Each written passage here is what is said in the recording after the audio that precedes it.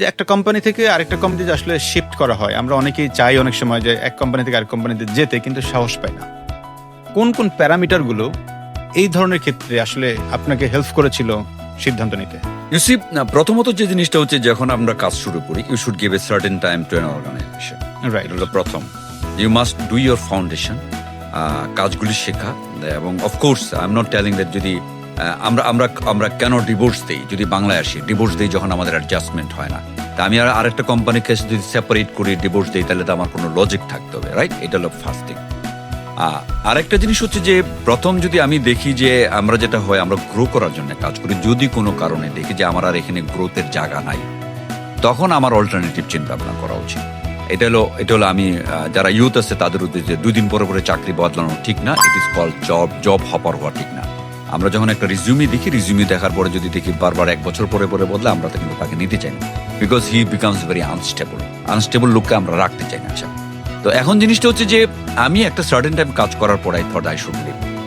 আচ্ছা, লিভ করার পরে প্রথমত যে প্রবলেমটা হয়, এটা একটু মাথায় রাখা খুব দরকার। আপনি যখন দীর্ঘদিন একটা পরিবেশে কাজ করবেন, তখন হবে কি, you are adapted with the situation.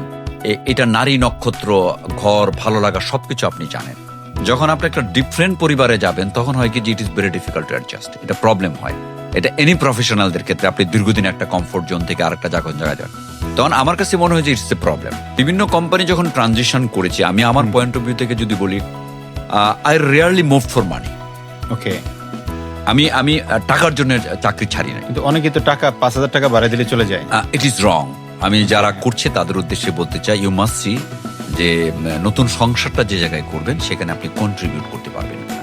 Contribution শব্দটা, হ্যাঁ, কন্ট্রিবিউট করতে পারবেন কিনা, ওইখানে আপনার গ্রোথ কার্ভটা ঠিক মতো ম্যানেজ হবে কিনা। বিকজ আজকালকার যুগে কোম্পানি জানা, কোম্পানি বস জানা, কোম্পানির ওয়েবসাইট জানা, কোম্পানির মালিক জানা, সবকিছু কিন্তু রাইট, ইটস ভেরি ইজি। তো ইউথদের ক্ষেত্রে তাড়াহুড়া করার কোনো জায়গা নাই। তাড়াহুড়া করলে আপনার there is a chance of পড়ে যাওয়ার সম্ভাবনা খুব বেশি। তো এই ক্ষেত্রে অফকোর্স একটা সার্টেন টাইম দেখা উচিত যে আমার প্রফেশনাল, আমার যে নলেজ, আমার যে কন্ট্রিবিউশন, সেটা কি কোম্পানি পুরোপুরি ইভ্যালুয়েট করছে কিনা। যদি কোনো কারণে ইভ্যালুয়েট না করে, যদি কোনো কারণে আমি মনে করি ডিপ্রাইভ, তখন আমার আসলে অল্টারনেটিভ খোঁজা উচিত। আর যদি মনে করি যে I am not deprive, I shall not leave. But of course there are certain minimum 3 বছরের আগে একটা চাকরি বদলানো উচিত, রাইট? এটা হচ্ছে প্রথম ফান্ডামেন্টাল।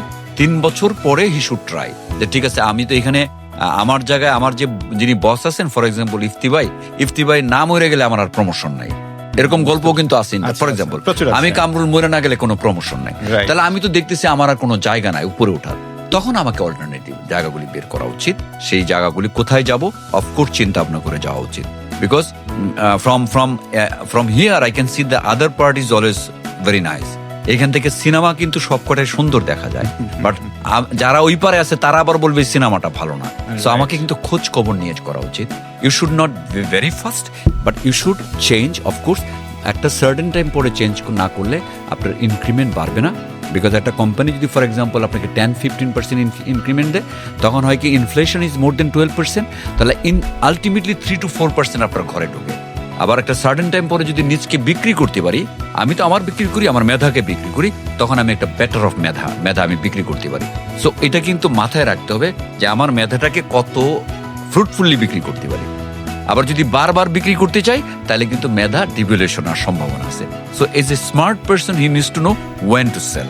এটা হলো একটা। আর আজকে যখন আমি কাজ করি, আমার পয়েন্ট অফ ভিউ থেকে আমি এখন টাকা দেখি না, আই সি দ্য ডিগনিটি।